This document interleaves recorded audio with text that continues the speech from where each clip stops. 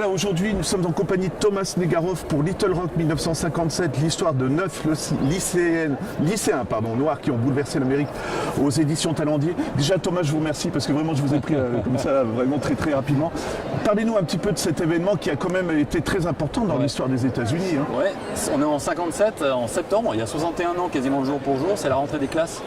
Une rentrée des classes très particulière parce que pour la première fois depuis 3 ans, pour la première fois de l'histoire, les Noirs américains ont le droit, par une décision de la Cour suprême prise 3 ans plus tôt, d'entrer dans les lycées publics précédemment réservés aux Blancs. Jusqu'alors, il y avait les lycées pour les Blancs, les lycées pour les Noirs. Les lycées pour les Noirs étaient de très mauvaise qualité, mais c'est vrai pour les collèges, hein, à tout niveau scolaire, il y avait une ségrégation.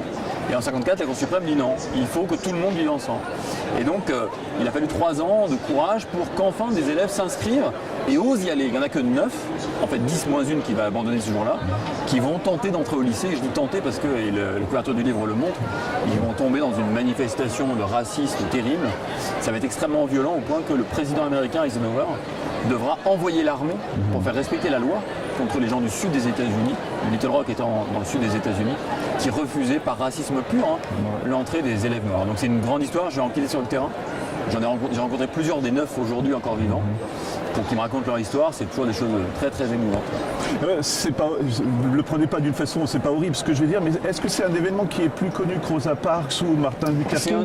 C'est un événement aux États-Unis, pas en France, hein, aux États-Unis de même niveau. C'est un événement extrêmement connu, la preuve en est, et je pense qu'il y a certains de nos téléspectateurs qui le savent, que dans Forrest Gump, il y a la scène.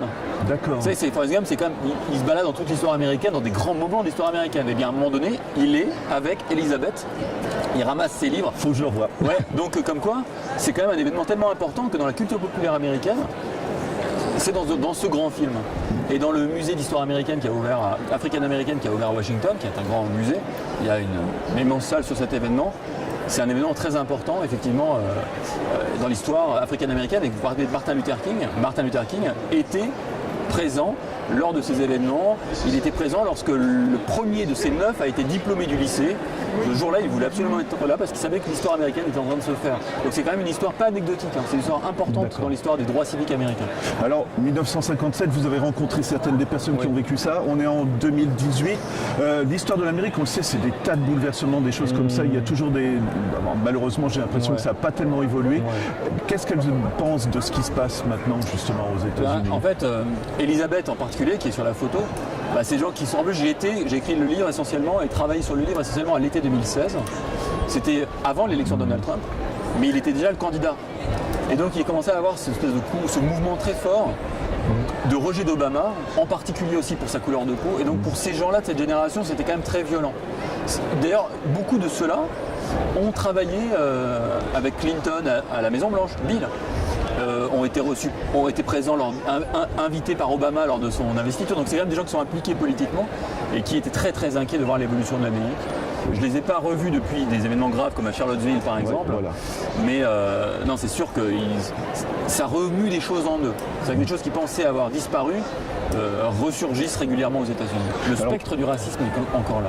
Voilà, alors Thomas, je me permets, vous êtes chroniqueur sur France Info et je vous le dis une nouvelle fois, c'est vraiment un plaisir. À chaque fois, j'écoute vraiment attentivement ce que vous dites sur l'histoire des États-Unis. Qu'est-ce qui vous passionne dans cette histoire, justement? Justement ça. C'est-à-dire que moi, ce qui me passionne, ce qui me plutôt fascine que passionne, en fait, c'est ce pays qui nous ressemble énormément, mais qui est tellement différent. Et du coup, on a besoin de clés de compréhension, c'est pas facile. Et moi, ce qui me passionne surtout, c'est que l'Amérique est une nation qui projette ses histoires sur le monde entier. Vous avez un t-shirt Statue de la Liberté. Il y a une mythologie américaine qui se projette sur le monde. Mais moi, j'aime bien regarder ce qu'il y a derrière, en fait. Et derrière le mythe, il y a des côtés obscurs. J'ai beaucoup travaillé là-dessus, j'ai travaillé sur Star Wars, j'ai travaillé sur Kennedy. Cette histoire-là aussi raconte une autre histoire de l'Amérique. Et moi, ce qui m'intéresse, c'est aussi de raconter l'autre histoire de l'Amérique.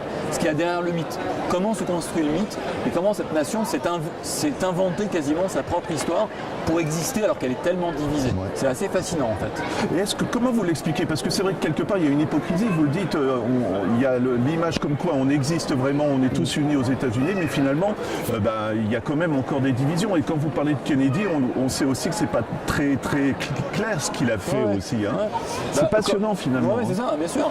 C'est ça qui est passionnant, c'est qu'il y a des socles communs, le drapeau, Dieu, etc. Mais que derrière ça, en fait, il y a des fracturations qui ne sont pas qu'hydrauliques pour le gaz de schiste. Il y a des fracturations sociales, culturelles, mais qui sont incroyablement profondes. Mais regardez, même les États-Unis sont. Même, ne serait-ce que même le début de la nation américaine, c'est quand même la question des Indiens d'Amérique. Tout ça, voilà, sur cette photo de la couverture, la fille derrière est en train de hurler à Elisabeth, rentre en Afrique.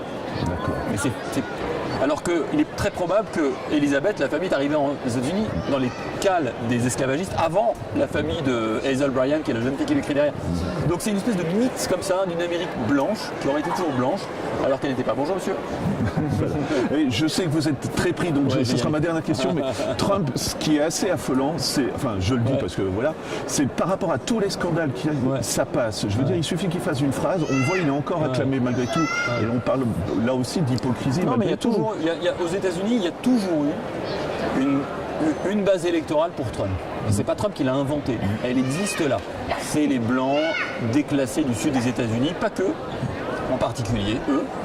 Et ils ont toujours existé. C'était, je ne veux pas faire des parallèles un peu violents, mais c'est ces gens blancs derrière qui hurlent sur Elizabeth Eckford. Ils ont toujours été là.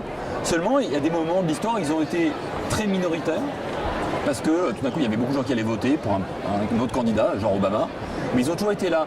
Et il y a eu un moment donné, là, après Obama, où ces gens-là ont été plus entendus, parce qu'il y avait un rejet d'Obama. Hillary Clinton n'était pas appréciée par les électeurs. Peu de participation. Grosse erreur aussi des démocrates, moi j'ai l'impression. Ouais, peu de participation à la présidentielle. Et donc, quand on met tout ça bout à bout, tout d'un coup, le mouvement qui existait déjà, il n'est pas dit comme ça. Il a eu l'intelligence juste de le saisir, ce mouvement, et d'agréger des trucs. Il a agrégé deux trucs très différents. Il a agrégé d'un côté ces gens-là et les évangéliques. Ce qu'avait fait un peu Reagan, mais pas tant que ça. Et lui, il l'a fait, avec un rejet de la mondialisation, etc. Et ça a marché. C'était un moment très historique, très particulier. Voilà, j'ai vraiment une toute dernière question parce que c'est passionnant, mais vous croyez que l'impeachment c'est possible ou de toute façon il va continuer? L'impeachment c'est compliqué parce qu'il faut 2/3 des sénateurs à la fin du fin pour le dégager. Et il faut un motif. Le motif on commence à l'avoir, mais 2/3 de sénateurs c'est aussi un motif politique. Et pour l'instant il n'y a pas 2/3 de sénateurs qui voteraient cette institution. Donc c'est jamais arrivé dans l'histoire américaine quand même.